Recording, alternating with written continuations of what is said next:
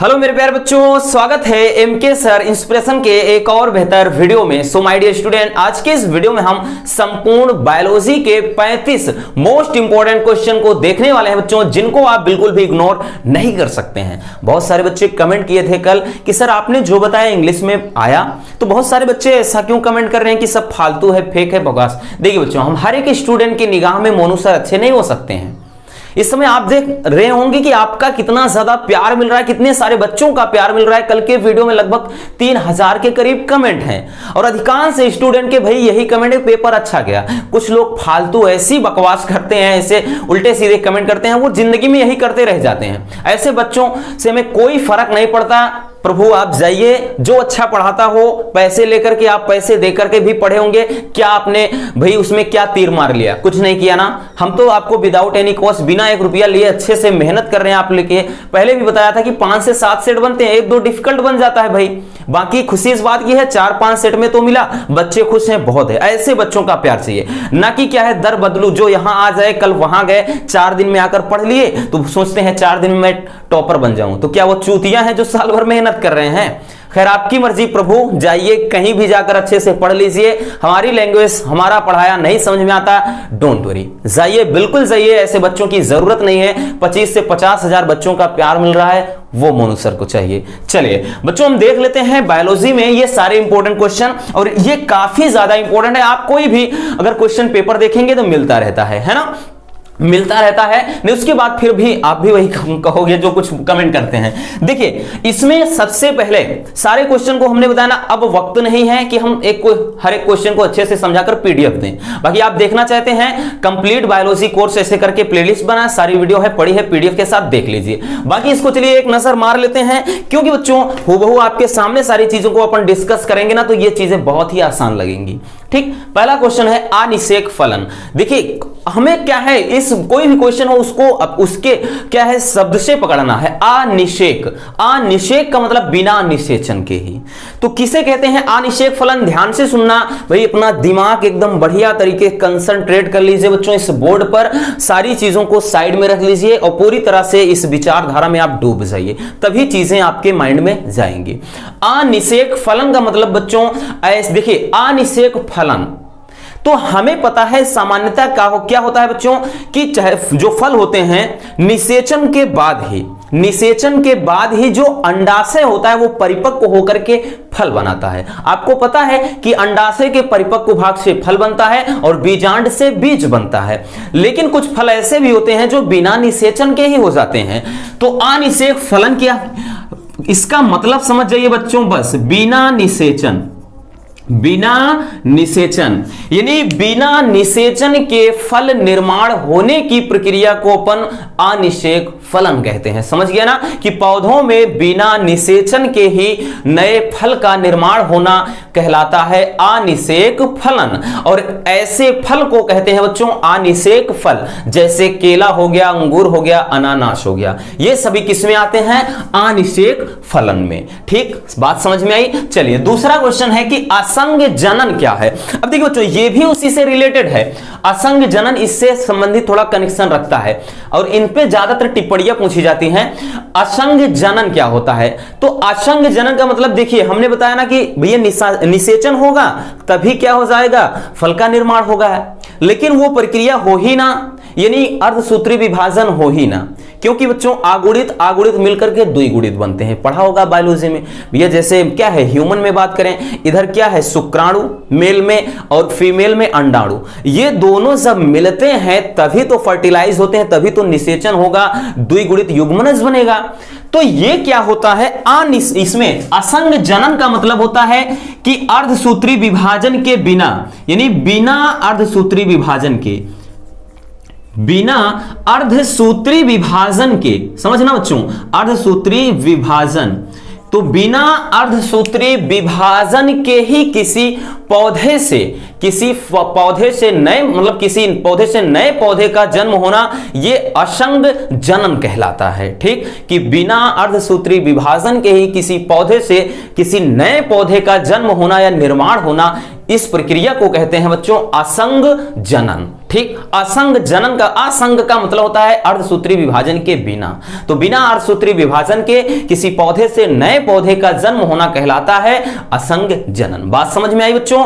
देखिए, अब असंग जनन दो प्रकार का होता है, एक कायिक जनन और एक होता है यही अनिषेक बीजता। ठीक, कायिक जनन में बच्चों आपको पता है कायिक जनन के अंतर्गत क्या होता है, ऐसे पौधे आते हैं कि भाई कायिक जनन में क्या बहुत सारी विधियां, जैसे कलम लगाना, गुलाब को क्या करते हैं, गुलाब हो गया, गन्ना हो गया। कायिक जनन का मतलब किसी कलिका भाग से एक नए पौधे का, आपने गुलाब में देखा होगा कि भाई हम टहनी काट के उसको लगा देते हैं और उसमें जो गांठ होती है, मुकुल जिसको बोलते हैं, वहीं से क्या है कि एक नया पौधा निकल आता है जो उसमें क्या है, शाखाएं होती हैं, है ना।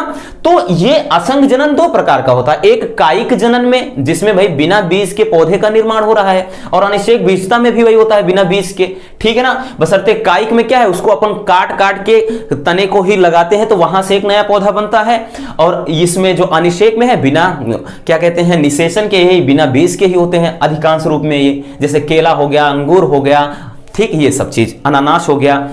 अगर रहते भी हैं बीज तो भाई वो क्या है, पूरी तरह से परिपक्व नहीं होते हैं।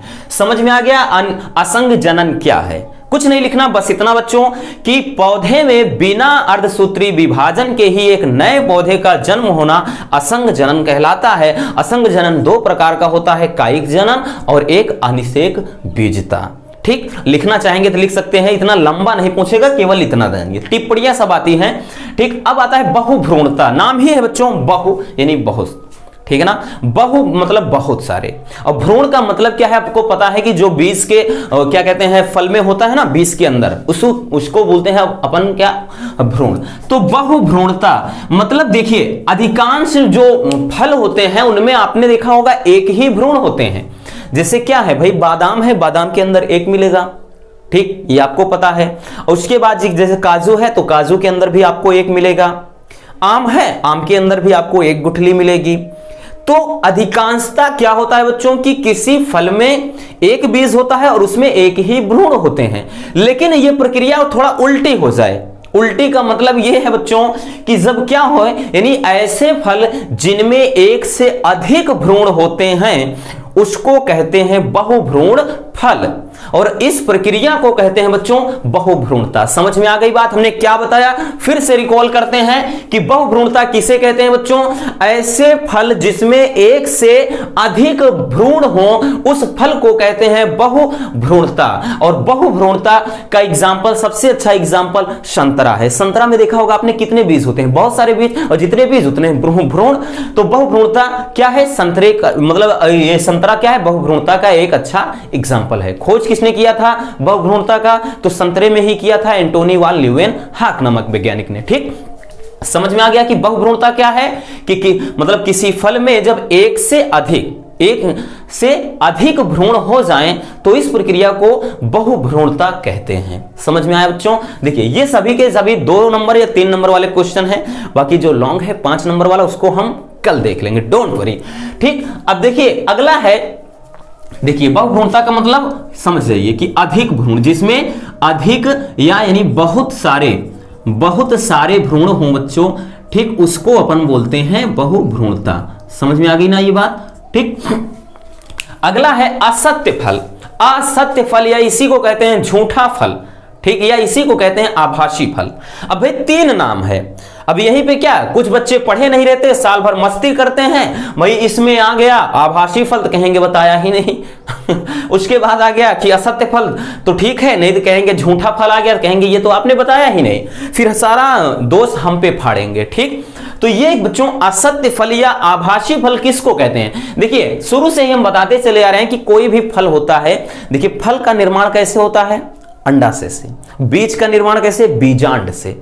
ठीक, लेकिन क्या हो बच्चों कि जब क्या है कि कोई भी फल यानी ऐसा फल जिसके निर्माण में यानी जिसके बनने में बाह्य दल, दलपुंज, ठीक है ना। और उसके बाद क्या है, पेटल्स यानी पंखुड़ियां, वही दलपुंज, ठीक है ना। ये और पुष्पासन सभी मिल करके उस फल का निर्माण कर देते हैं। तो ऐसे फल को अपन बोलते हैं असत्य फल या आभासी फल, या इसी को झूठा फल कहते हैं। मतलब समझ में आ गया। असत्य फल ऐसे फल जिनके फल के निर्माण में कौन कौन, सभी, मतलब जो पुष्प के अंदर जो भाग होते हैं, जैसे क्या है कि दलपुंज, जैसे दलपुंज, बाह्य दल, बाह्य दल, ठीक। और उसके बाद पुष्पासन, पुष्पासन।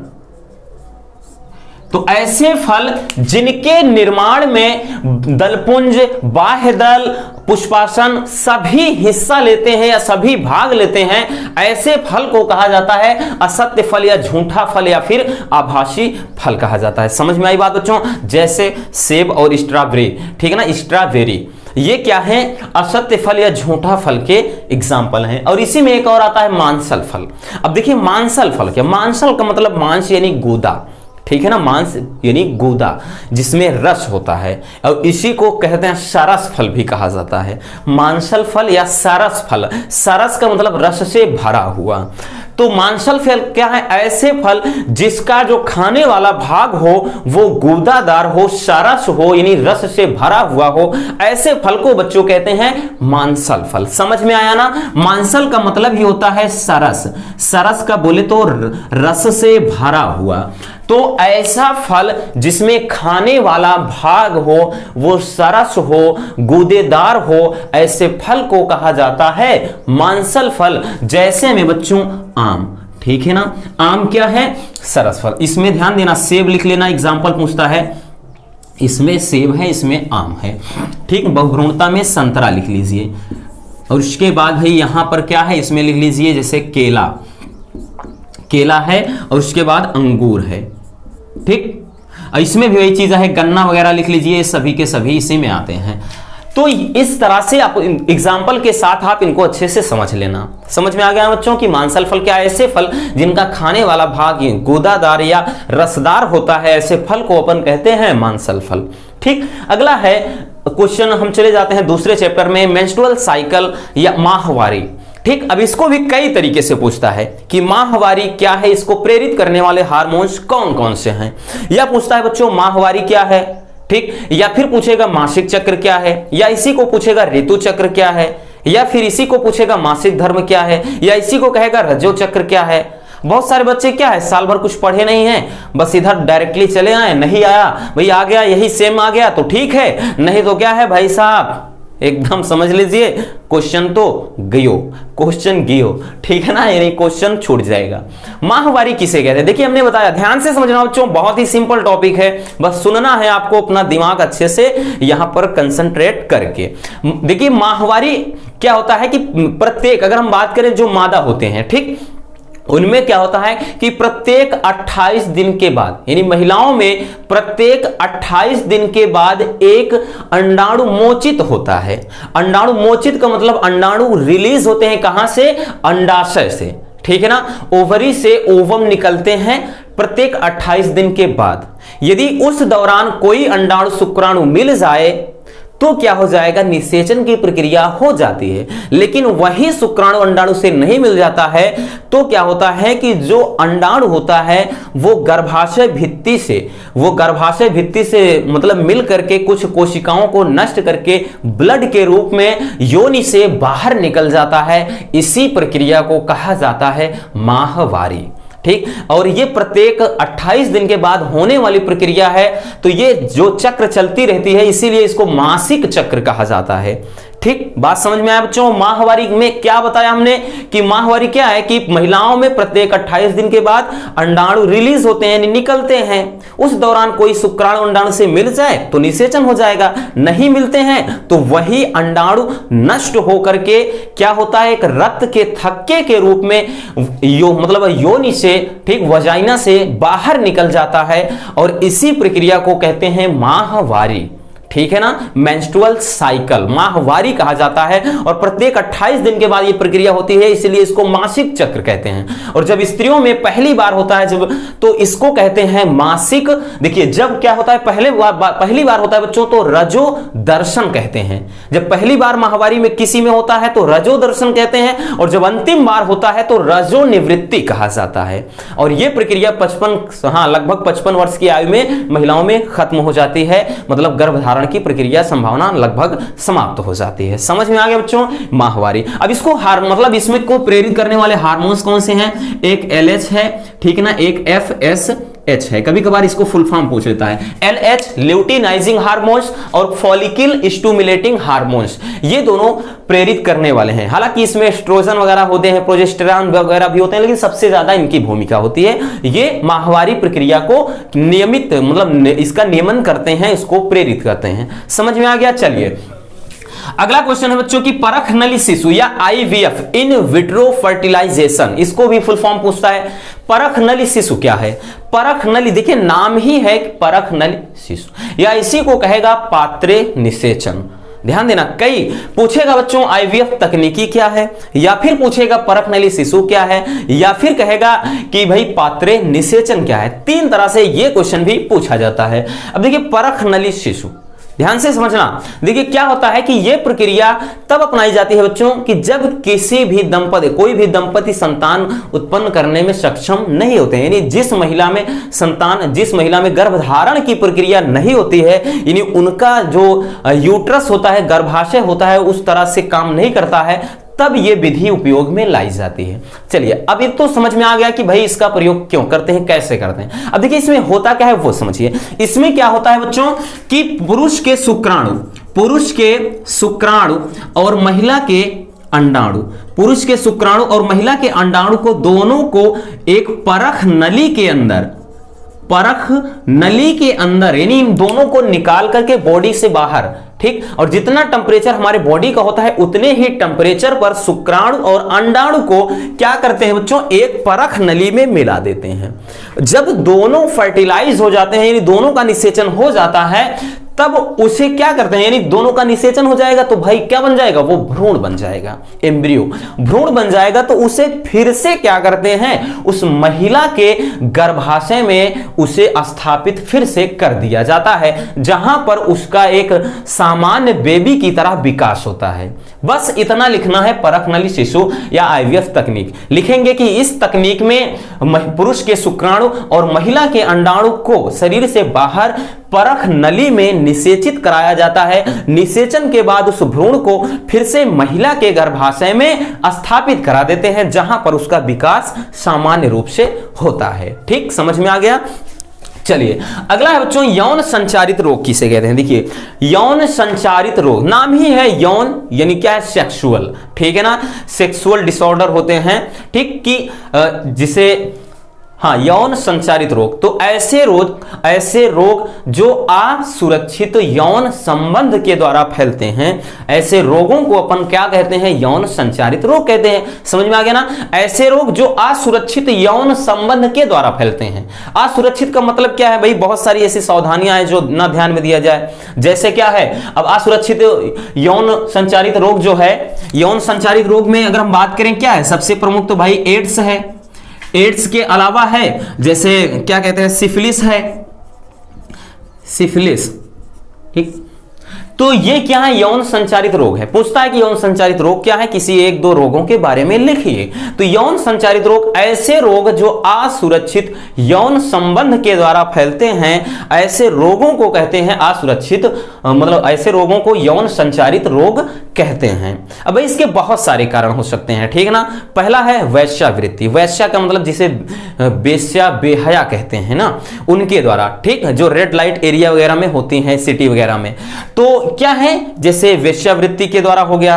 असुरक्षित जैसे बिना क्या है, प्रोटेक्शन, बिना कंडोम जिसको निरोध कहते हैं, उसके बिना क्या किसी अनजाने व्यक्ति के साथ संबंध स्थापित करना, ठीक। या फिर मतलब ऐसे बहुत सारे रीजन है कि भाई सुई वगैरह इंजेक्शन वगैरह का इस्तेमाल किया जाता है ना, जिसमें क्या होता है कि कोई भी संक्रमित व्यक्ति है तो भाई वो नशीली दवाओं को ले रहा है इंजेक्शन से, अगर वो इस रोग से पीड़ित है तो भाई जाहिर सी बात है वो उससे आप भी प्रभावित होंगे। समझ में आ गया यह चीज। अगला है परिवार नियोजन। देखिए नाम से ही जाहिर हो रहा है परिवार, यानी परिवार को नियोजन का मतलब नियंत्रित रखना, ठीक है ना बच्चों। थोड़ा आपको म्यूजिक सुनाई पड़ रहा होगा, कीर्तन भजन बगल में हो रहा है कुछ दूर पर, भाई क्या कर सकते हैं, ईश्वर की भक्ति है वो भी कर रहे हैं, ठीक। तो चलिए यहां पर परिवार नियोजन हम क्या लिखेंगे बच्चों, कैसे लिखना है ध्यान से समझना। देखिए बायोलॉजी में ना आधे से ज्यादा समझा जाता है शब्दों को, और शब्दों को समझ लिया बच्चों तो आप लिख सकते हैं। परिवार नियोजन का मतलब क्या है, परिवार नियोजन एक ऐसी विधि है जिसके द्वारा परिवार को नियंत्रित किया जाता है, ठीक। यानी परिवार में सदस्यों की संख्या को नियंत्रित करना परिवार नियोजन कहलाता है। समझ में आ गया हमने क्या कहा बच्चों, कि परिवार में सदस्यों की संख्या को नियंत्रित रखना ही परिवार नियोजन कहलाता है। अब भाई ऐसा नहीं है कि हम दो और हमारे होने दो, है ना, हम दो हमारे दो वाला स्लोगन होना चाहिए, ना कि हम दो और हमारे होने दो, तो उसको परिवार नियोजन नहीं कहते हैं, ठीक है ना, उसको तो कहते हैं भाई पॉपुलेशन बढ़ाना। तो ये होता है परिवार नियोजन। अब परिवार नियोजन के लिए विधियां अगर पूछा जाए तो ये देखिए कॉमन सेंस है, बायोलॉजी एकदम हलवा है बच्चों, ये मिलता जुलता है आपके पर्यावरण से। तो देखिए परिवार नियोजन की विधियां, दो विधियां, एक अस्थाई एक अस्थाई।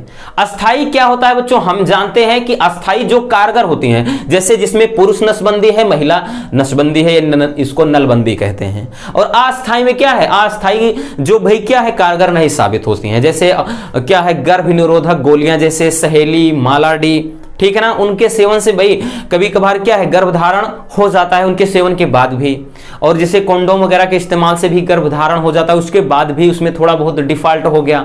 तो ये अस्थाई विधियां हैं। अस्थाई विधियों में तो जो कारगर होती हैं भाई उसमें क्या है वैश्य को नस को ही काट देंगे, होगा ही नहीं, ठीक। तो ये परिवार नियोजन होता है, ठीक है ना। अगला है प्रभाविता का नियम। This is the most important question कि प्रभाविता का नियम क्या है। प्रभाविता यानी क्या करना, देखिए हमने बताया था इसको बहुत अच्छी तरीके से बच्चों कि जब दो विपरीत लक्षण वाले पौधों में, मान लेते हैं कि एक लाल पुष्प वाला है ना, एक क्या है सफेद पुष्प वाला, और इसमें ये प्रभावी है ये प्रभावी। जब दो विपरीत लक्षण, ये लाल है ये सफेद, दो विपरीत लक्षण हो गए, जब दो विपरीत लक्षण वाले पौधों के बीच में संकरण कराया जाता है तो बच्चों, तो यहां F1 पीढ़ी में, इस पीढ़ी में जो भी लक्षण दिखाई देंगे वो सभी के सभी संकर लंबे होंगे, ठीक है ना। जो लक्षण दिखाई देते हैं उसको प्रभावी लक्षण कहते हैं, और जो नहीं दिखाई देते वो अप्रभावी लक्षण कहलाते हैं, और इसी घटना को प्रभाविता का नियम कहते हैं। समझ में आ गया हमने क्या बताया बच्चों, कि दो विपरीत लक्षण वाले पौधों के बीच संकरण कराने पर, ठीक है ना, संकरण कराने पर उत्पन्न संतान में जो लक्षण दिखाई दें उन्हें प्रभावी लक्षण कहते हैं, और इसी प्रक्रिया को प्रभाविता का नियम कहते हैं, ठीक। समझ में आ गया। अगला है कि मानव में लिंग निर्धारण, ये भी मोस्ट इंपॉर्टेंट है कि मनुष्यों में लिंग निर्धारण कैसे होता है। तो देखिए लिंग निर्धारण कैसे होता है मनुष्यों में हमें पता है कि भाई मनुष्य में क्या है, गुणसूत्रों की संख्या कितनी होती है बच्चों, 46, ठीक है ना। 46 अगर हम बात करें कितने पेयर्स होते हैं, कितने जोड़े, तब होते हैं 23, ठीक। कहने का मतलब मनुष्यों में क्या है 46 गुणसूत्र होते हैं, और इनमें से जो 22 जोड़ी गुणसूत्र होते हैं बच्चों, 22 जोड़ी जो गुणसूत्र होते हैं वो स्त्री और पुरुष में बराबर होते हैं। बाकी एक जोड़ी जो गुणसूत्र बचता है, ठीक है ना, एक जोड़ी जो गुणसूत्र बनता है वही क्या है मेल और फीमेल में दोनों में क्या है बदले होते हैं। ये एक जोड़ी में बात करें तो लड़कियों में हमें पता है XX और लड़कों में XY, ठीक है ना, यानी मेल में ये फीमेल में ये। अब लिखेंगे कैसे, देखिए लिखना क्या है, सबसे पहले लिंग निर्धारण क्या है। तो लिंग निर्धारण एक ऐसी प्रक्रिया है जिससे यह पता चलता है कि सामने वाला जो प्राणी है वो नर है या मादा है, ठीक। अब मनुष्यों में लिंग निर्धारण कैसे होता है, ध्यान से समझना कि मनुष्यों में लिखेंगे इसी तरह कि मनुष्यों में 46 गुणसूत्र होते हैं, जिसमें से 22 जोड़ी जो गुणसूत्र होते हैं यानी 44 गुणसूत्र होते हैं, उनको कायिक गुणसूत्र या दैहिक गुणसूत्र कहा जाता है। और ये गुणसूत्र स्त्री व पुरुष में समान होते हैं। बाकी जो एक जोड़ी गुणसूत्र होते हैं, ठीक है ना, वो स्त्री और पुरुष में अलग अलग होते हैं। लड़कियों में यानी स्त्रियों में XX और क्या है, पुरुषों में XY। ठीक। और जब बच्चों यही चीज कि इसमें का जो 44 यानी इसमें का जो होता है, जब 44 प्लस XX यानी ये वाला जो 22 जोड़ी है ये XX से मिल जाता है तो भाई लड़की का जन्म हो जाता है। और जब 44 प्लस XY होता है तब क्या होता है, लड़के का जन्म होता है। बस इतना लिखना है, कुछ भी इसमें क्या है बच्चों, कठिन नहीं है। ठीक। चलिए अगला क्वेश्चन है कि मधुमक्खी में लिंग निर्धारण कैसे होता है। देखिए मधुमक्खियों में अगर हम बात करें लिंग निर्धारण, ये भी मोस्ट इंपॉर्टेंट क्वेश्चन है। मधुमक्खियों में लिंग निर्धारण एक विशेष प्रक्रिया के द्वारा होता है। इसमें आपको बता दें, ध्यान से समझना बच्चों, कि मधुमक्खियों में जो नर मधुमक्खी होती है उसका निर्माण अगुणित युग्मक से होता है यानी N से, और जो इसमें मादा मधुमक्खी का जन्म होता है वो होता है द्विगुणित युग्मन से। मतलब ये है भाई साहब, जो नर मधुमक्खी है बिना निषेचन के ही उसका जन्म होता है। लिखेंगे कैसे कि जो मधुमक्खियों में लिंग निर्धारण की प्रक्रिया एक विशेष प्रकार की होती है। इसमें नर मधुमक्खी का जो जन्म होता है वो बिना निषेचन के ही अनिषेच मतलब जो अनिषेचित अंडे से होता है, यानी जिसका निषेचन हुआ ही नहीं है। ठीक। बिना निषेचन के ही यानी N का मतलब क्या है, अगुणित यानी अनिषेचित। तो क्या होता है, नर मधुमक्खी का जन्म अनिषेचित अंडे से होता है, जबकि मादा मधुमक्खी का जन्म क्या होता है, वो निषेचित अंडे से यानी द्विगुणित युग्मन से मतलब द्विगुणित अंडे से होता है। बात समझ में आए बच्चों। और मधुमक्खियों में 3 प्रकार की मधुमक्खियां होती हैं, रानी मधुमक्खी, एक होता है श्रमिक मधुमक्खी, एक ड्रोन मधुमक्खी। ठीक, ये चीज ध्यान देना। तो बस इतना लिखना है कि मधुमक्खियों में लिंग निर्धारण कैसे होता है। समझ में आ गया ना कि मधुमक्खियों में लिंग निर्धारण एक विशेष प्रक्रिया के द्वारा होता है, जिसमें नर मधुमक्खी का जन्म अनिषेचित अंडे से ही होता है, जबकि मादा मधुमक्खी का जो जन्म होता है वो निषेचित अंडे से होता है। बस ये लिखेंगे। नेक्स्ट क्वेश्चन है डाउन सिंड्रोम। देखिए डाउन सिंड्रोम, टर्नर सिंड्रोम और क्लाइनफेल्टर सिंड्रोम मोस्ट इंपॉर्टेंट तीनों हैं। ठीक है ना, यहां पर 2 लिखा है, तीसरा भी हम बता देंगे। देखिए डाउन, नाम है डाउन लेकिन डाउन होता नहीं है। डाउन सिंड्रोम बच्चों ये गुणसूत्र में कमी के कारण या गुणसूत्र में कोई विकार या दोष या रोग हो जाए तब ये रोग उत्पन्न होता है।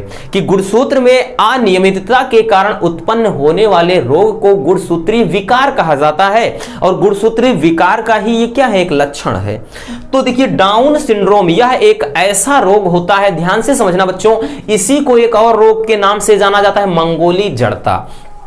तो डाउन सिंड्रोम क्या है, स्कूलों एकदम बढ़िया से समझिए कि डाउन सिंड्रोम एक ऐसा रोग है जिसमें गुणसूत्र 46 के बजाय 47 हो जाता है। यानी इसमें देखिए 1 नंबर वाले क्वेश्चन में भी पूछ लेता है कि डाउन सिंड्रोम में गुणसूत्रों की संख्या क्या होती है। तो डाउन सिंड्रोम में गुणसूत्रों की संख्या क्या होता है बच्चों, तो इसमें होता है, 1 मिनट, यहां पर हम लिखेंगे 2n, ऐसे लिखना है। सूत्र पूछता है गुणसूत्रों की संख्या क्या होती है, यानी उसका सूत्र 2n+1। ठीक है ना, 2n+1 होता है। 2n+1 का मतलब क्या है कि जो ये भैया यहां पर आपके 23 जोड़ी हो गए, 23 दूना मतलब ये 46 तो होता है, लेकिन एक गुणसूत्र और बढ़ जाता है, यानी गुणसूत्रों की संख्या 46 से 47 हो जाती है। समझ में आया बच्चों, हमने क्या कहा कि यह एक ऐसा रोग है जिसमें गुणसूत्र 46 के बजाय 47 हो जाता है। ठीक है ना, और किस अगर पूछा जाए तो कभी कभार तो किस में, तो 21वीं जोड़ी में, 21वीं जोड़ी में गुणसूत्र बढ़ता है। 21वीं जोड़ी में ही क्या होते हैं, जो जोड़ा का मतलब भाई जो 2-2 होते हैं, लेकिन 21वीं जोड़ी में क्या है, 2 के बजाय 3 हो जाते हैं, तो उसी से ये रोग उत्पन्न हो जाता है। अब इसमें लक्षण कुछ होते हैं, इसमें क्या है कि जो भी रोगी होता है वो नाटे कद का होता है पूरी तरह से। उसमें क्या होते हैं कि जैसे अगर उनमें हम बात करें बच्चों तो वो नपुंसक मान के चलिए होते हैं, उसमें क्या है सेक्सुअल एक्टिविटीज नहीं होती हैं, उनका सिर एकदम गोल होता है, जीभ मोटी होता है, त्वचा खुरदुरी होती है, मतलब एकदम मंगोलियों की तरह। अगर पूछा जाए मंगोलियन जड़ता क्यों कहते हैं, तो डाउन सिंड्रोम रोग से पीड़ित व्यक्ति मंगोलियों की भांति दिखते हैं, यानी वैसे काले कलूटे नाटे कद के एकदम भद्दे दिखते हैं, तो इसी कारण इसको क्या है, मंगोली जड़ता कहा जाता है। ठीक, तो ये हो गया डाउन सिंड्रोम। अब आता है टर्नर सिंड्रोम। टर्नर में देखिए क्या होता है, इसमें एक गुणसूत्र बढ़ जा रहा है और इसमें क्या होता है, गुणसूत्रों की संख्या में एक की कमी हो जाती है। यही मोस्ट इंपॉर्टेंट है, समझ लेना कि टर्नर सिंड्रोम यह एक ऐसा रोग है जिसमें क्या होता है, गुणसूत्र 46 के बजाय 45 हो जाते हैं, यानी एक गुणसूत्र की कमी हो जाती है और इस रोग से पीड़ित व्यक्ति को, यानी इस रोग को क्या कहते हैं, टर्नर सिंड्रोम कहा जाता है। और इसमें भी लक्षण देखें लगभग वैसा मिलता ही। एक और है क्लाइनफेल्टर सिंड्रोम। क्लाइनफेल्टर सिंड्रोम में क्या होता है, उसमें बच्चों जो लिंग गुणसूत्र होते हैं उसमें बढ़त हो जाती है। जैसे जो क्लाइनफेल्टर में है तो मान लेते हैं 44 है तो 44 प्लस एक्स एक्स ऐसे करके एक्स एक्स एक्स 3 हो जाएगा, या ऐसे 44 प्लस एक्स एक्स वाई ऐसे हो जाएगा। इनमें तो क्या होते हैं कि कायिक गुणसूत्र में बढ़त होती है, लेकिन उसमें तो लिंग गुणसूत्र में ही बढ़ जाता है। किसमें, क्लाइनफेल्टर सिंड्रोम में। समझ में आ गया। चलिए अगला है अपूर्ण प्रभाविता। मोस्ट इंपॉर्टेंट है अपूर्ण प्रभाविता। देखिए शब्द में ही बहुत कुछ रखा है, अपूर्ण यानी पूरी तरह से प्रभावी ना। प्रभाविता में देखिए क्या होता है बच्चों, इसमें एक लक्षण दूसरे लक्षण के को दबा देता है।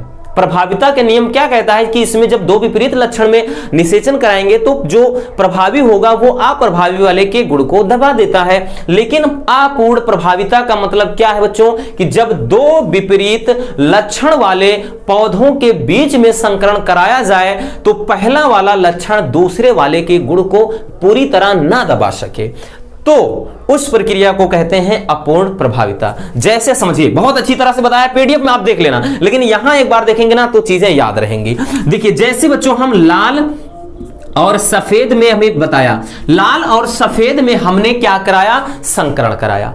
अब यहां पर जो फूल होना चाहिए था, यानी जो पौधा नया जनरेट होगा उसको होना चाहिए था बच्चों लाल। ठीक है ना। अभी हमने बताया ना कि जो प्रभावी होगा, प्रभावी का मतलब यही है, ये इसमें सभी संकर यानी हाइब्रिड वाले पौधे होंगे। लेकिन यहां पर लाल ना होकर के पौधा कौन सा उत्पन्न हो जाए, यानी एक ऐसा पौधा हो जाए जिसके सारे फूल गुलाबी हो जाएं। ठीक ना, गुलाबी आंखें जो मैंने देखी, तो यहां पर क्या हो जाए, गुलाबी हो जाए। तो लाल और सफेद इनमें संकरण कराने के बाद क्या हो जाए, एक नई संतान पैदा हो जाए, यानी ये लाल वाला सफेद के गुण को पूरी तरह दबा ना सके। ठीक, तो इस नियम को कहते हैं अपूर्ण प्रभाविता का नियम। ठीक है ना। जैसे बच्चों क्या है, लाल और सफेद में संकरण कराया, पुष्प क्या है, गुलाबी रंग का उत्पन्न हुआ एक पौधा। ठीक, अब इसका एग्जाम्पल क्या है, मिराबिलिस जलापा, या इसी को गुलाबांस या गुलगुला बांस कहते हैं ना। ठीक, समझ में आ गया कि अपूर्ण प्रभाविता क्या है, कि जब दो विपरीत लक्षण वाले पौधों के बीच संकरण कराया जाए तो पहला वाला जो लक्षण है दूसरे वाले लक्षण को पूरी तरह दबा ना सके, तब इसे कहते हैं अपूर्ण प्रभाविता। जैसे में मिराबिलिस जलापा के पौधे का ये उदाहरण है। ठीक, अब फिर से इसमें स्वपरागण कराएंगे तो उसमें लाल सफेद गुलाबी सभी उत्पन्न होंगे। ठीक, चलिए अगला है बच्चों मॉलिक्यूलर सीजर की आणविक कैंची किसे कहते हैं। मोस्ट इंपॉर्टेंट, भाई मुंह दर्द करने लगा बोलते खैर आपके लिए तो जान भी हाजिर है। चलिए बच्चों, आणविक कैंची क्या है। आणविक कैंची मॉलिक्यूलर सीजर का मतलब देखिए हमने बहुत अच्छी तरह से इसको बताया था कि जो अगर हम बात करें कि आणविक कैंची किसको कहते हैं, प्रतिबंधन एंजाइम, प्रतिबंधन एंजाइम, प्रतिबंधन एंजाइम, पूरा नाम देखिए प्रतिबंधन एंडोन्यूक्लियस एंजाइम कहते हैं। ठीक, अगर आ गया प्रतिबंधन एंडोन्यूक्लियस या प्रतिबंधन एंजाइम, इसको ऐसे शॉर्ट में बोलते हैं। तो क्या कहते हैं, प्रतिबंधन एंजाइम को ही आणविक कैंची कहा जाता है। अब क्यों कहा जाता है, वो इसलिए बच्चों क्योंकि ये क्या करता है, डीएनए को विशेष खंडों से काटने का काम करता है। यानी जो डीएनए है, ठीक है ना, ये डीएनए की स्ट्रक्चर है, अगर इसको मान लेते हैं इसमें कोई दोष उत्पन्न हो जाए और इसको कहीं से काटना है, ऐसे काट लेते हैं तो भाई वहां पर कोई दर्जी वाली यूं वाली कैंची नहीं चलती है। भाई मार दोगे तो पेट फाट जाएगा, तो ये कहां से भाई इसको हम डीएनए को काटेंगे, आदमी ही पूरा गया तो डीएनए क्या होगा। तो लेकिन क्या होते हैं ऐसे छोटे चीजों को, यानी ऐसे सोच में जिसको अपन आंखों से नहीं देख सकते हैं, तो उसमें क्या होता है कि डीएनए के विशेष खंडों को काटने के लिए, अलग करने के लिए एक विशेष प्रकार का एंजाइम प्रयोग किया जाता है जिसको कहते हैं प्रतिबंधन एंडोन्यूक्लियस एंजाइम, और इसी को कहा जाता है आणविक कैंची। समझ में आ गया? लिखेंगे क्या कि प्रतिबंधन एंजाइम को आणविक कैंची कहा जाता है क्योंकि यह डीएनए को विशेष खंडों से काटता है। अब काटता है प्रतिबंधन एंजाइम, जोड़ता कौन है? Ligase enzyme. ध्यान देना। नेक्स्ट है डीएनए फिंगरप्रिंटिंग, मोस्ट इंपॉर्टेंट है। 2022 में देखा जाए तो 4 से 5 सेट में आया था डीएनए फिंगर प्रिंटिंग। देखिए डीएनए फिंगरप्रिंटिंग एक ऐसी तकनीकी है, ध्यान से समझना बच्चों, लिखना क्या है। डीएनए फिंगरप्रिंटिंग एक ऐसी टेक्नोलॉजी है, एक ऐसी तकनीकी है जिसमें क्या होता है, जिसकी मदद से किसी मतलब जैसे दोषी, अब दोषी में क्या है भाई, कोई अपराधी है, कोई बलात्कारी है, किसी कोई माता पिता है या उनकी संतान, इन सब की पहचान होती है। ठीक है ना। डीएनए फिंगरप्रिंटिंग एक ऐसी तकनीकी है जिसके द्वारा किसी व्यक्ति में, जैसे हमने बताया ना, कोई क्या है अपराधी में, जैसे कोई क्या है बलात्कारी है, ठीक, कोई अपराधी, कोई मर्डरर वगैरह है, किसी ने मर्डर किया है किसी का, या फिर भाई ये बच्चे किसके हैं, या फिर इन बच्चों के माता पिता कौन है, इन सबकी जो जांच होती है, इन सबको मतलब इन सबको पहचानने का जो काम होता है डीएनए फिंगर प्रिंटिंग के द्वारा मैच किया जाता है। आपने देखा होगा सीआईडी वगैरह में भाई क्या है, इसमें क्या करते हैं कि जैसे बाल हो गया, बाल में जो खाल थोड़ा लगा होता है, ठीक, त्वचा हो गया, खून के कतरे हो गए, लार हो गया, ठीक, और वीर्य हो गया, और उसके बाद योनि द्रव हो गया, इन सभी के द्वारा डीएनए सैंपल लेते हैं और उसी के आधार पर व्यक्ति की पहचान की जाती है। समझ में आ गया बच्चों? ये टेक्नोलॉजी बहुत ही खतरनाक टेक्नोलॉजी है, ठीक। तो इसके द्वारा क्या किया जाता है, यही लिखना है कि डीएनए फिंगर प्रिंटिंग एक ऐसी तकनीक है जिसके द्वारा किसी रोगी या फिर हम कह सकते हैं कोई दोषी, मतलब बलात्कारी, अपराधी, वंशज में वही कि किसी संतान के माता पिता, इनकी पहचान की जा सकती है। इनमें बाल, वीर्य, लार, खून के कुछ रक्त के थक्के, इन सब के द्वारा डीएनए को मैच कराया जाता है। ठीक, समझ में आ गया ये चीज। चलिए नेक्स्ट क्वेश्चन है ओपियोइड्स। ये भी काफी ज्यादा इंपॉर्टेंट है। ओपियोइड्स किसे कहते हैं? ओपियोइड्स देखिए बच्चों, ओपियोइड्स ये दवाओं का एक समूह है, ठीक है ना। क्या है? दवाओं का एक समूह है। अब ऐसी दवाएं बच्चों ध्यान से समझना, ये दवाओं का एक समूह है और ऐसी दवाएं जो मतलब नशीली दवाएं, नशीली औषधियां, ऐसे नहीं कि जो हम भाई क्या हम बीमार होते हैं खाते हैं, वो दवाएं नहीं। ओपियोइड्स क्या है? नशीली दवाओं का, लिख सकते हैं इसको अपन, नशीली दवाओं का एक समूह है जिसके अंतर्गत विभिन्न प्रकार के मादक पदार्थ आते हैं, ठीक, जैसे कोकेन हो गया, हेरोइन हो गया, ठीक ना, ड्रग्स वगैरह, स्मैक हो गया, ये सभी, ठीक, ब्राउन शुगर जिसको कहते हैं। अब हेरोइन का मतलब वो मूवी वाली हेरोइन नहीं, ठीक, हेरोइन, ये हेरोइन एक नशीला पदार्थ है। वैसे हेरोइन दोनों नशीली होती हैं, मूवी वाली ये भी, इसलिए वो वाली तो भाई कम देखा करो। तो यहां पर क्या है, ओपियोइड्स क्या है बच्चों? नशीली दवाओं का एक समूह है जिसके अंतर्गत विभिन्न प्रकार की औषधियां शामिल होती हैं जो हमारे तंत्रिका तंत्र को प्रभावित करती हैं, यानी हमें भ्रमित करती हैं, इसलिए इनके सेवन से दूर ही रहना चाहिए। ठीक, आज की युवा पीढ़ी तो इसी में परेशान है। नेक्स्ट है इंटरफेरॉन, ये भी काफी ज्यादा इंपॉर्टेंट। देखिए ये थोड़ा इंग्लिश वर्ड है, इंटरफेरॉन। इंटरफेयर का मतलब क्या है? हस्तक्षेप करना। इंटरफेयर का मतलब होता है हस्तक्षेप करना। अब देखिए इंटरफेरॉन क्या है, तो कशेरुकी जीवों में वायरस से संक्रमित कोशिकाओं द्वारा उत्पन्न एक ग्लाइकोप्रोटीन होता है। तो ये क्या है? इंटरफेरॉन एक प्रकार के ग्लाइकोप्रोटीन होते हैं, ठीक है ना, ग्लाइकोप्रोटीन। क्या लिखेंगे? ग्लाइकोप्रोटीन लिखेंगे बच्चों यही कि कशेरुकी जीवों में वायरस से संक्रमित कोशिकाओं द्वारा, जो यानी ऐसी कोशिकाएं जो वायरस से संक्रमित होती हैं, उनके द्वारा उत्पन्न एक प्रकार का ग्लाइकोप्रोटीन होता है जो हमारे शरीर में पहुंचने वाले जो वायरसों से लड़ करके उन्हें नष्ट कर देता है। इसीलिए इसको क्या कहते हैं? इंटरफेरॉन। ये इंटरफेयर कर देता है भाई, रोग को कहता है तेरी ऐसी की तैसी, दूर ही रहना।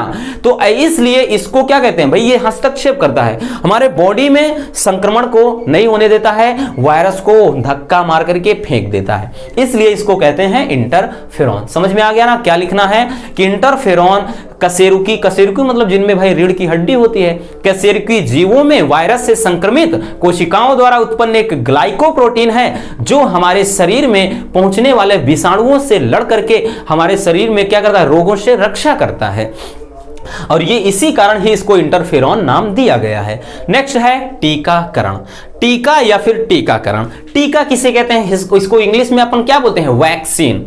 अब देखिए टीका क्या होता है बच्चों, तो टीका देखिए सूक्ष्म जीव, अब ये सूक्ष्म जीव और कोई भी यहां पर सुस्त, ठीक है ना, इसको हम सुस्त या शुष्क लिख सकते हैं, शुष्क कोशिका, ऐसी कोशिका जो एकदम शुष्क हो, ठीक ना, इन सबके द्वारा एक बनाया गया एक प्रकार का मतलब एक विशिष्ट प्रकार का एंजाइम होता है या पदार्थ होता है जिसको किसी व्यक्ति के शरीर में इंजेक्शन के माध्यम से पहुंचाया जाता है। वैक्सीन क्या है समझ में आया? टीका किसे कहते हैं? सबसे पहले वही कि टीका क्या है कि सूक्ष्म जीवों या कोई शुष्क कोशिका वगैरह के द्वारा उत्पन्न एक विशिष्ट पदार्थ होता है, ठीक। और जब इसे इंजेक्शन या सुई के माध्यम से किसी व्यक्ति के शरीर में प्रवेश करा दिया जाता है तो इस प्रक्रिया को कहते हैं टीकाकरण। अब भाई इसके बहुत एग्जांपल जैसे चेचक का टीका हो गया, ठीक, खसरा हो गया, उसके बाद क्या अभी देखा अभी कोविड काल में भाई कोरोना का कोविशील्ड और कोवैक्सीन लग रहा था टीका, ठीक। तो ये हो गया टीकाकरण। नेक्स्ट है व्यसन। व्यसन क्या है? व्यसन का मतलब लत, कि मुझे तो तेरी लत लग गई, ठीक है ना, लत लग गई। भाई साहब तो लत केवल पढ़ाई की लगाओ, नहीं तो क्या है भाई वही हमेशा ऐसे बस दुनिया भर के बच्चे पढ़ लिख कर आगे निकल जाएंगे और आप ऐसे ही हम हल्ला मारते रह जाओगे कि यार सरकार बेकार है, क्या बेकार है, कौन बेकार है, ठीक है ना। इसलिए लत पढ़ाई का करो, नशा पढ़ाई का करो, अपने आप देखना भाई उसके बाद इस नशे में इतना दम है ना कि दुनिया की बड़ी से बड़ी हस्ती आपको सलाम ठोकेगी, इस बात का ध्यान देना। व्यसन का मतलब हमने बताया लत या फिर आदत, कि जब कोई व्यक्ति क्या करता है, किसी नशीली दवाओं का या फिर बच्चों नशीली औषधियों का एडिक्ट हो जाता है, आदी हो जाता है और बार बार उस चीज को दोहराता है और चाह कर भी उस चीज को नहीं छोड़ सकता है, उसको कहते हैं लत। और लत बहुत प्रकार की हो सकती है भाई, किसी को पढ़ाई का नशा है, ठीक है ना, किसी को क्या है नशीली दवाओं का नशा है, तो किसी को भाई प्यार का नशा है। तो भाई प्यार का नशा तो सबसे बड़ा खतरनाक नशा होता है, इसलिए ये नशा बिल्कुल मत करना स्टूडेंट लाइफ में।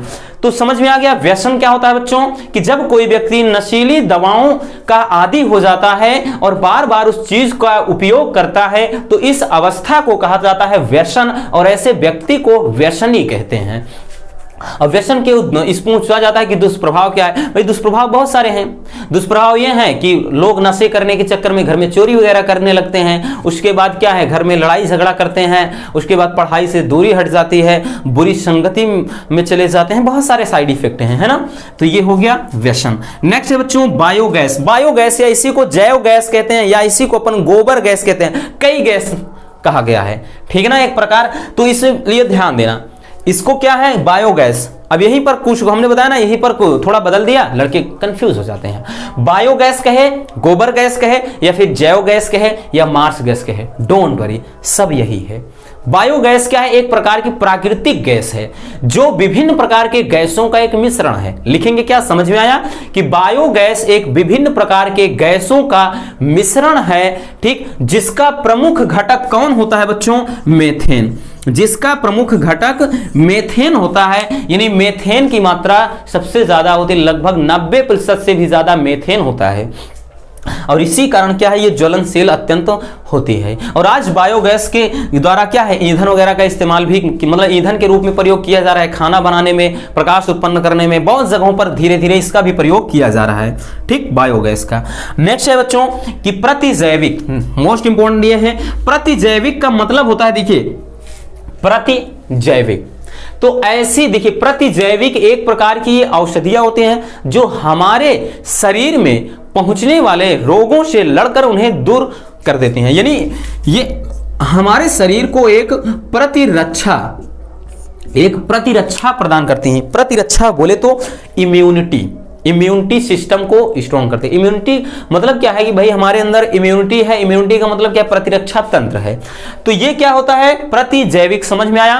प्रतिजैविक एक ऐसी औषधि होती है जो हमारे शरीर को प्रतिरक्षा प्रदान करती है, यानी हमारे शरीर में बच्चों पहुंचने वाले रोगों से लड़ करके उन्हें दूर कर देती है। और प्रतिजैविक में अगर हम बात करें, एग्जाम्पल याद रखना, पेनिसिलिन और स्ट्रेप्टोमाइसिन। पेनिसिलिन और स्ट्रेप्टोमाइसिन ये दोनों क्या है, दो प्रमुख प्रतिजैविक औषधियां हैं। ठीक, चलिए नेक्स्ट है बीटी फसल, मोस्ट इंपॉर्टेंट है।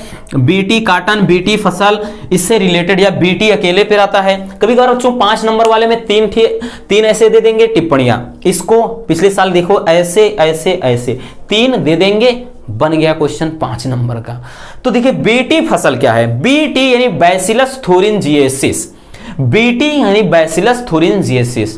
बीटी फसल क्या होता है बच्चों, देखिए आज के समय में अगर आप देख रहे होंगे ऐसी फसलें हैं कि भाई उनमें ज्यादा से ज्यादा उर्वरक का इस्तेमाल किया जा रहा है, विभिन्न प्रकार की हानिकारक क्या है कि जो रासायनिक औषधियों का प्रयोग किया जा रहा है, बहुत ज्यादा खाद देना पड़ रहा है।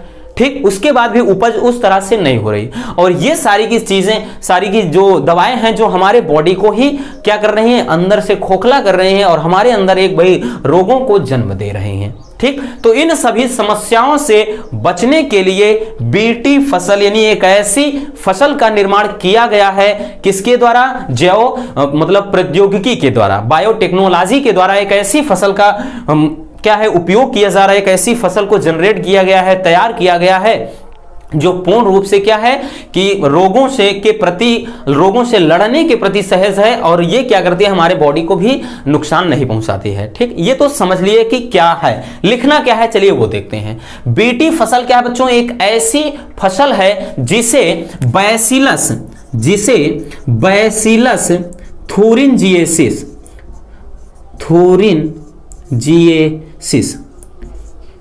बैसिलस थुरिंजिएसिस नामक जीवाणु से उत्पन्न किया जाता है। ठीक है ना, क्या है, बैसिलस, एक बीटी फसल एक ऐसी फसल होती है कि जिसे बैसिलस थुरिंजिएसिस नामक जीवाणु के द्वारा उत्पन्न किया जाता है। यह फसल पूर्ण रूप से कीट रोधी है, यानी अगर इसको कीट खाएंगे, इन पौधों की पत्तियों को खाएंगे तो कीट खुद मर जाएंगे। अब भाई ये इसीलिए ये कुछ ज्यादा कारगर है। ठीक है ना, अब बीटी फसल पर आधारित कई प्रकार की प्रजातियां बना दी गई हैं, जैसे बीटी काटन, बीटी कपास भी है, बीटी आलू हो गया, बीटी टमाटर हो गया, कई प्रकार की फसलें तैयार की गई हैं। ठीक, और इसका उद्देश्य यही है कि ज्यादा से ज्यादा आदमी जो क्या है रासायनिक दवाओं के प्रयोग से फसलों को निर्माण कर रहे हैं उनसे छुटकारा पाया जा सके, और इससे उपज भी कई गुना बढ़ जाती है। ठीक, समझ में आया। चलिए नेक्स्ट है बायोरिएक्टर। देखिए बायोरिएक्टर क्या है, बायोरिएक्टर मतलब एक पात्र, एक बहुत बड़ा एक बर्तन होता है। ठीक है ना, बायोरिएक्टर एक बहुत बड़ा, एक गोलाकार बेलनाकार बहुत बड़ा पात्र होता है, बर्तन होता है बच्चों, जो मतलब रोलिंग करता रहता है, घूमता रहता है बायोरिएक्टर।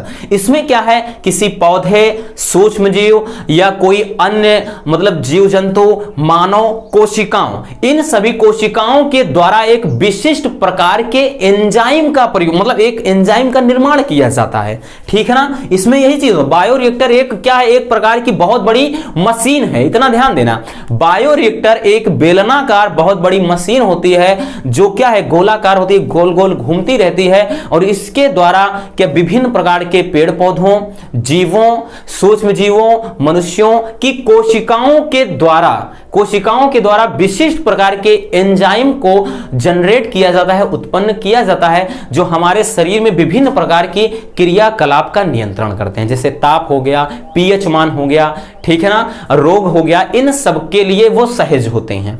समझ में आया बच्चों। चलिए नेक्स्ट है पीसीआर। देखिए पीसीआर इसका फुल फॉर्म काफी ज्यादा पूछा जाता है, तो इसको कहते हैं बच्चों पॉलीमेरेज चैन रिएक्शन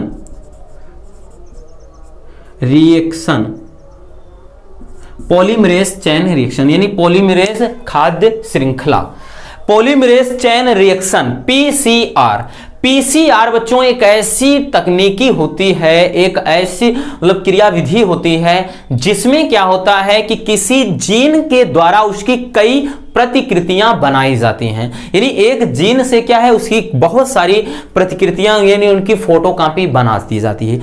इसके द्वारा, किसके द्वारा, पीसीआर यानी पॉलीमरेज चेन रिएक्शन। तो पॉलीमरेज चेन रिएक्शन समझ में आया कि पॉलीमरेज जो चेन रिएक्शन एक ऐसी तकनीकी है जिसके द्वारा किसी भी जीन की बहुत सारी प्रतिकृतियां बनाई जाती हैं, यानी उसकी बहुत ही ज्यादा क्या है कि उसके जैसे हमने बताया प्रतिकृति का मतलब होता है उसकी फोटोकॉपी बनाई जाती हैं। ठीक, इसके लिए विभिन्न प्रकार के चरण होते हैं कि उनको गर्म करना, फिर उनको काटना, फिर सुखाना, फिर क्या उनकी कई मतलब फोटोकॉपी बनाना, ये सारी प्रक्रिया इसके अंतर्गत होती है। तो ये है पीसीआर। नेक्स्ट है बायोपायरेसी। बायोपायरेसी भाई बायोपायरेसी एक इंटरनेशनल पर समझ लीजिए बहुत बड़ी चोरी है या घपला है, ठीक है ना। ये बायोपायरेसी क्या है, हमने पहले आपको इसको अच्छे से बताया, एक दो बार बता चुके हैं। बायोपायरेसी क्या है, ये बायोपायरेसी जब ध्यान से समझना बच्चों, जब कोई देश, राष्ट्र या कोई संगठन ठीक किसी दूसरे देश, राष्ट्र या फिर संगठन या उस देश के व्यक्ति से बिना अनुमति के जैविक संसाधन का प्रयोग करता है तो इसे कहते हैं बच्चों बायोपायरेसी। समझ में आया हमने क्या बताया कि जब कोई एक देश या कोई मतलब राष्ट्र है ना, या संगठन या मल्टीनेशनल कंपनियां किसी दूसरे देश की अनुमति के बिना वहां की जैविक संसाधन का उपयोग करते हैं तो उसे कहा जाता है बायोपायरेसी। मतलब जो चीजें हमारे यहाँ की हैं और उसे गलती से भाई उसको उसके फार्मूले को कोई चोरी कर ले और उसे अपने देश में क्या हाईलाइट कर दे, भाई न्यूज में फैला दे कि मैंने ये चीज बनाया है और उस संसाधन का उपयोग करे और हमारी अनुमति के बिना ही, तो इस प्रक्रिया को कहते हैं बायोपायरेसी। ठीक, समझ में आ गया। चलिए नेक्स्ट है बच्चों पारजीनी जंतु, ट्रांसजेनिक जीव भी इसी को कहा जाता है। देखिए पारजीनी जंतु किसे कहते हैं, ऐसे जंतु जिनके जीन में थोड़ा फेरबदल करके बाहर से कोई अन्य जीन प्रवेश करा दिया जाता है तो ऐसे जीव को कहा जाता है ट्रांसजेनिक जीव या फिर पारजीनी जंतु। समझ में आया। पारजीनी का मतलब होता है जैसे फेरबदल, जिसे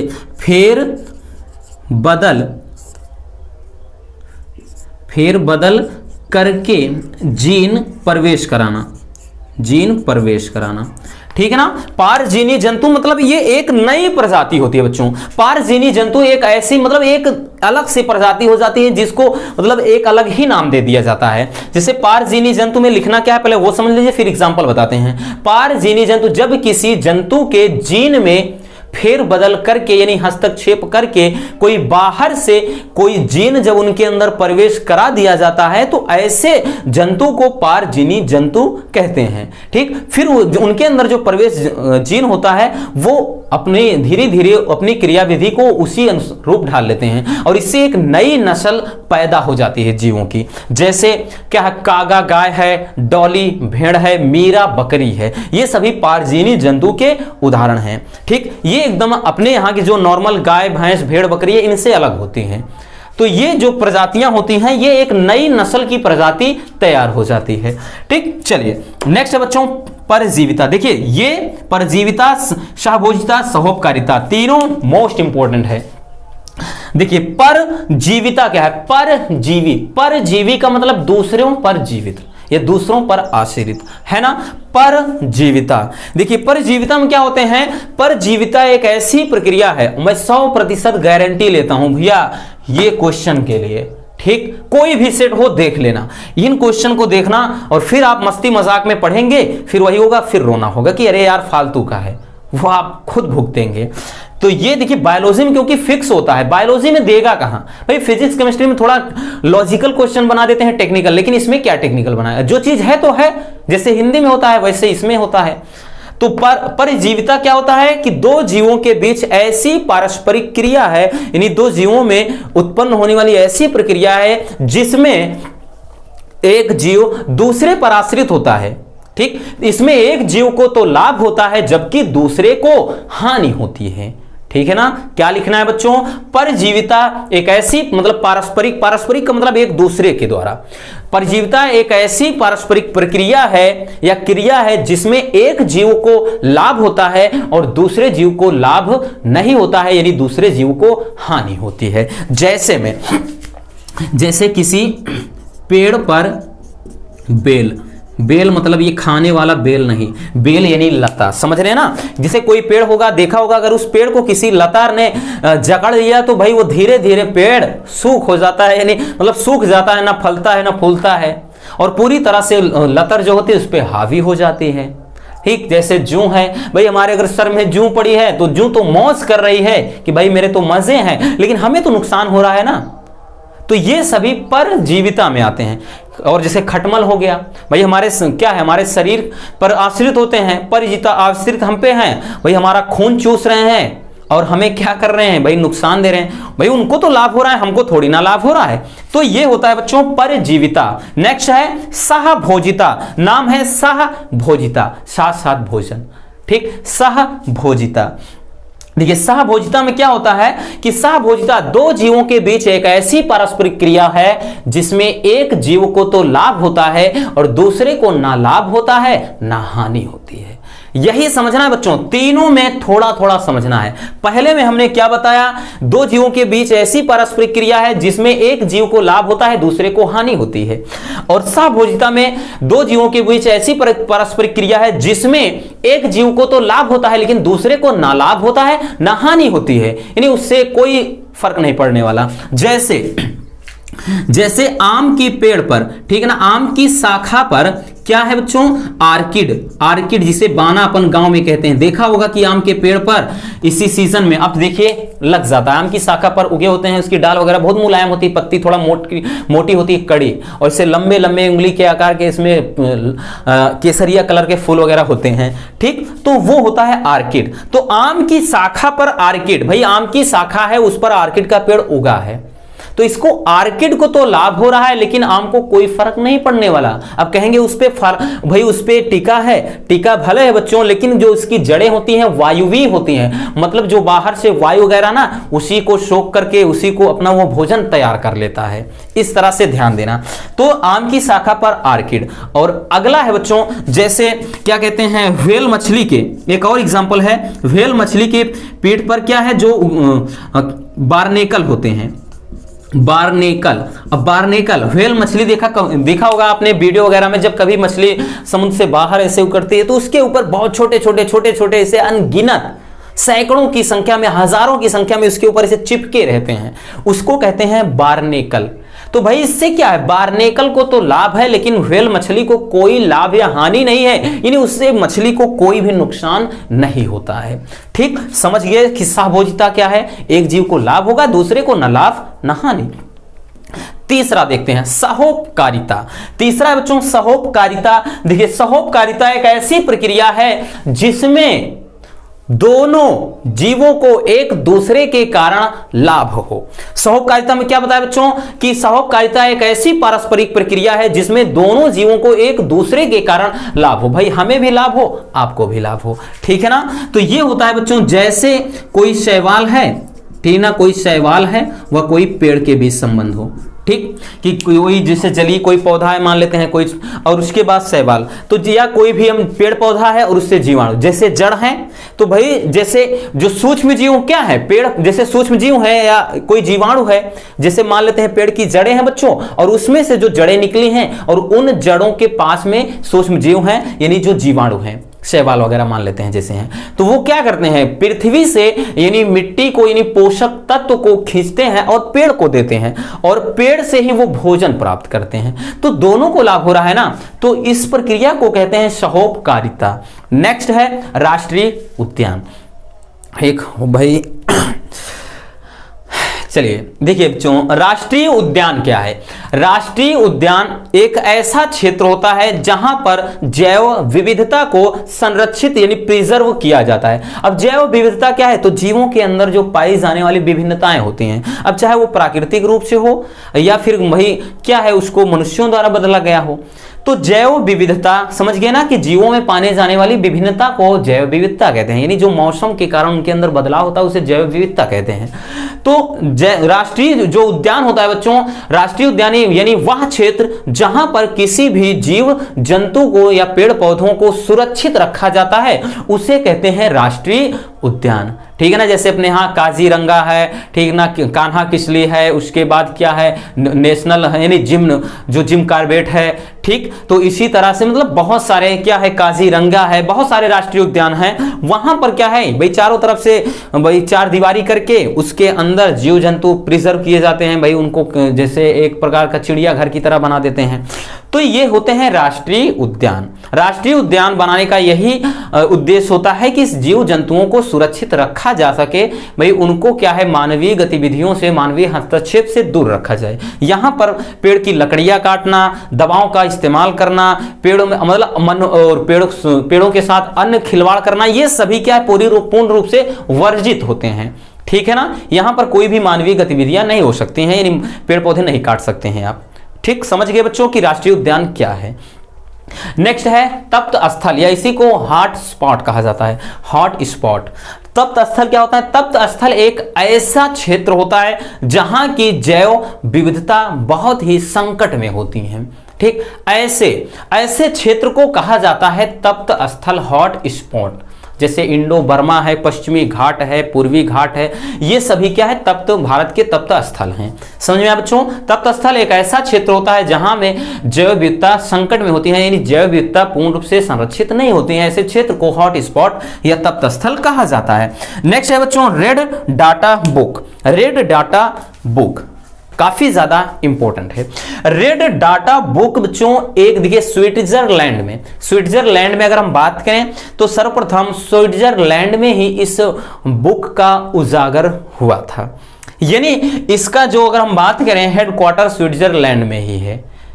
अब ये बुक जो होती है इसका उद्देश्य क्या है, यानी इस बुक को, इस किताब को क्यों बनाया गया है? तो रेड डाटा बुक एक ऐसी बुक होती है बच्चों जिसमें किसी संकटग्रस्त प्रजातियों का पूरा ब्यौरा होता है। समझ में आया क्या बताया?